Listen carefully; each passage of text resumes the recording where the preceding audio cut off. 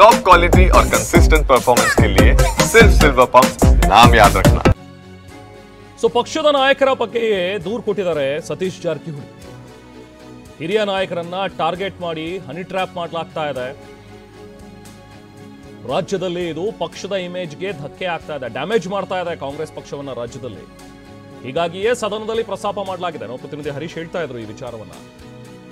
ಯಾಕೆ ಸದನದಲ್ಲಿ ಪ್ರಸ್ತಾಪ ಆಯಿತು, ರಾಜಣ್ಣ ಪ್ರಸ್ತಾಪ ಮಾಡಿದ ವಿಚಾರ ಸರಿ ಇದೆ ಅಂತ ಹೇಳಿ ಸತೀಶ್ ಜಾರಕಿಹೊಳಿ ಅವರು ಸಮರ್ಥಿಸಿಕೊಂಡಿದ್ದಾರೆ. ಪಕ್ಷದ ನಾಯಕರ ಬಗ್ಗೆನೇ ದೂರು ಕೊಟ್ಟಿದ್ದಾರೆ ಸತೀಶ್ ಜಾರಕಿಹೊಳಿ. ಈಗಷ್ಟೇ ನಾವು ಪ್ರತಿನಿಧಿ ಹರೀಶ್ ಹೇಳ್ತಾ ಇದ್ದ ಹಾಗೆ ಸುರ್ಜೇವಾಲಾ ಅವರನ್ನ ಭೇಟಿ ಮಾಡಿದ್ದಾರೆ, ಕೆ ಸಿ ವೇಣುಗೋಪಾಲ್ ಅವರನ್ನು ಕೂಡ ಭೇಟಿ ಮಾಡಿದ್ದಾರೆ ಅನ್ನುವಂಥದ್ರ ಬಗ್ಗೆ ಇರುವಂತಹ ಮಾಹಿತಿ. ಹಾಗೆ ಸಂಜೆ ಇನ್ನಷ್ಟು ಜನ ಹೈಕಮಾಂಡ್ ನಾಯಕರನ್ನ ಸತೀಶ್ ಜಾರಕಿಹೊಳಿ ಭೇಟಿಯಾಗಲಿಕ್ಕಿದ್ದಾರೆ. ಎಸ್ ಹರೀಶ್, ನೀವು ಹೇಳ್ತಾ ಇದ್ರಿ ಸತೀಶ್ ಜಾರಕಿಹೊಳಿ ಅವರು ಡಿಫೆಂಡ್ ಮಾಡಿದ್ದಾರೆ ರಾಜಣ್ಣ ಅವರ ಒಂದು ಮಾತುಗಳನ್ನ. ಅಫ್ಕೋರ್ಸ್ ಇದನ್ನ ಪಕ್ಷದ ವೇದಿಕೆಯಲ್ಲಿ ಚರ್ಚೆ ಮಾಡಬೇಕು ಅನ್ನುವಂಥದ್ದು ಒಂದು ಮಾತಿದ್ರೂ ಕೂಡ ಇಂಥ ವಿಚಾರಗಳು ಸದನದಲ್ಲಿ ಬರಬೇಕು, ಪ್ರಸ್ತಾಪ ಆಗಬೇಕು, ಬಹಿರಂಗ ಆಗಬೇಕು, ನಮಗೆ ಈ ತರ ತೊಂದರೆ ಆಗ್ತಾ ಇದೆ ಅನ್ನುವಂಥದ್ದು. ಸೊ ಹಾಗಾಗಿ ರಾಜಣ್ಣ ಹೇಳ್ಕೊಂಡಿದ್ದಾರೆ ಅನ್ನುವಂಥದ್ದನ್ನ ಸತೀಶ್ ಜಾರಕಿಹೊಳಿ ಅವರು ಸಮರ್ಥಿಸಿಕೊಂಡಿದ್ದಾರೆ. ಇದೇ ವಿಚಾರ ಬಹುಶಃ ಹೈಕಮಾಂಡ್ ಮುಂದೆನೂ ಕೂಡ ಇಟ್ಟು ಹೈಕಮಾಂಡ್ ಕೂಡ ಮನವರಿಕೆ ಮಾಡ್ಕೊಡ್ತಾ ಇದ್ದಾರೆ ಅನ್ಸುತ್ತೆ. ಖರ್ಗೆ ಅವರ ಭೇಟಿಗೆ ಅವಕಾಶ ಕೇಳಿದ್ದಾರೆ ಅನ್ನುವಂಥ ಸುದ್ದಿ ಇತ್ತು ಹರೀಶ್. ಖರ್ಗೆ ಅವರ ಭೇಟಿ ಆಗತ್ತಾ, ಅವರಿಗೆ ಅವಕಾಶ ಸಿಕ್ಕಿದೆಯಾ, ಇದ್ರ ಬಗ್ಗೆ ಏನಾದರೂ ಡೀಟೇಲ್ಸ್ ಇದೆಯಾ?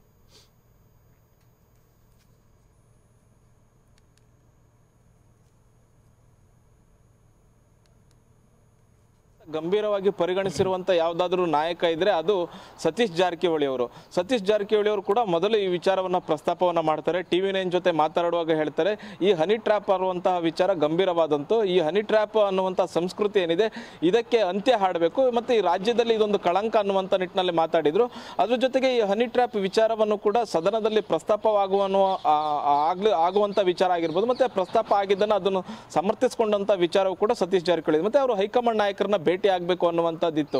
ಅಂದ್ರೆ ರಾಜಣ್ಣ ಅವರು ದೆಹಲಿಗೆ ಬರೋಕ್ಕಿಂತ ಮುಂಚೆ ನಾನು ದೆಹಲಿಗೆ ಹೋಗಬೇಕು, ಹೈಕಮಾಂಡ್ ನಾಯಕರನ್ನ ಭೇಟಿಯಾಗಿ ಮಾತುಕತೆಯನ್ನು ನಡೆಸಬೇಕು ಅನ್ನುವಂತಹ ನಿಟ್ಟಿನಲ್ಲಿ ಸತೀಶ್ ಜಾರಕಿಹೊಳಿ ಅವರು ನಿರ್ಧಾರವನ್ನ ಮಾಡಿದ್ರು. ಅದೇ ರೀತಿಯಾಗಿ ದೆಹಲಿಗೆ ಬಂದಿದ್ದಾರೆ.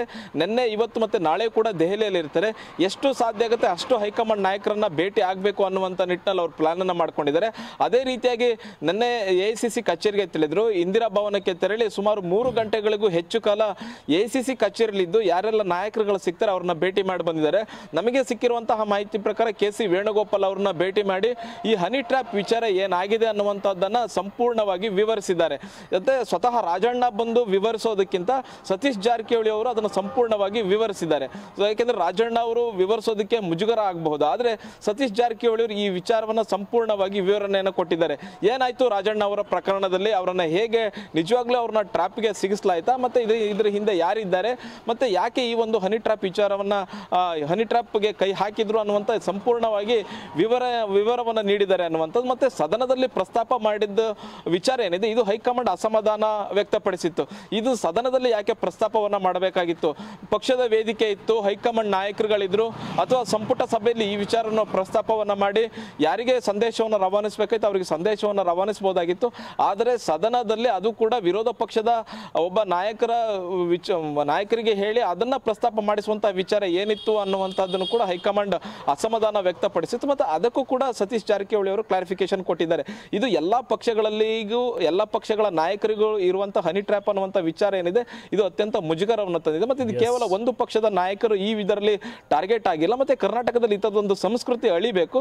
ಹಾಗಾಗಿ ಇದನ್ನು ಸದನದಲ್ಲಿ ಪ್ರಸ್ತಾಪವನ್ನ ಮಾಡಿದ್ದು. ಮತ್ತೆ ಇದು ಯಾವ ಪಕ್ಷದ ನಾಯಕರುಗಳು ಕೂಡ ಈ ಪ್ರಸ್ತಾಪವನ್ನ ವಿರೋಧವನ್ನ ಮಾಡಿಲ್ಲ, ಮತ್ತೆ ಎಲ್ಲರೂ ಕೂಡ ಚರ್ಚೆಯಲ್ಲಿ ಭಾಗವಹಿಸಿದ್ದಾರೆ. ಮತ್ತೆ ಎಲ್ಲರೂ ಕೂಡ ಈ ಹನಿ ಟ್ರ್ಯಾಪ್ ಅನ್ನುವಂಥ ವಿಚಾರ ಏನಿದೆ ಇದಕ್ಕೆ ಅಂತ್ಯ ಹಾಡಬೇಕು ಅನ್ನುವಂಥ ನಿಟ್ಟಿನಲ್ಲಿ ಚರ್ಚೆನ ಮಾಡಿದ್ದಾರೆ. ಮತ್ತೆ ಈ ತರದೊಂದು ಚರ್ಚೆ ಅಗತ್ಯ ಇತ್ತು, ಮತ್ತೆ ರಾಜಣ್ಣ ಅವರ ರಕ್ಷಣೆಗೆ ನಾವು ಧಾವಿಸಬೇಕಾಗಿತ್ತು, ಆ ಕೆಲಸವನ್ನ ನಾವು ಮಾಡಿದ್ದೀವಿ ಅನ್ನುವಂಥದ್ದನ್ನ ಸತೀಶ್ ಜಾರಕಿಹೊಳಿ ಸಮರ್ಥನೆಯನ್ನು ಕೊಟ್ಟಿದ್ದಾರೆ. ಮತ್ತೆ ಇದ್ರ ಬಗ್ಗೆ ಹೈಕಮಾಂಡ್ ನಾಯಕರು ಗಂಭೀರವಾಗಿ ಈ ವಿಚಾರವನ್ನ ಪರಿಗಣಿಸಬೇಕು, ಮತ್ತೆ ಮುಂದಕ್ಕೆ ಈ ತರ ಅವಕಾಶ ಮಾಡಿಕೊಡಬಾರ್ದು ಅನ್ನುವಂಥ ನಿಟ್ಟಿನಲ್ಲಿ ಮನವಿಯನ್ನ ಸತೀಶ್ ಜಾರಕಿಹೊಳಿ ಅವರು ಮಾಡ್ಕೊಂಡಿದ್ದಾರೆ ಅನ್ನುವಂಥದ್ದು. ರೆಹಮಾನ್.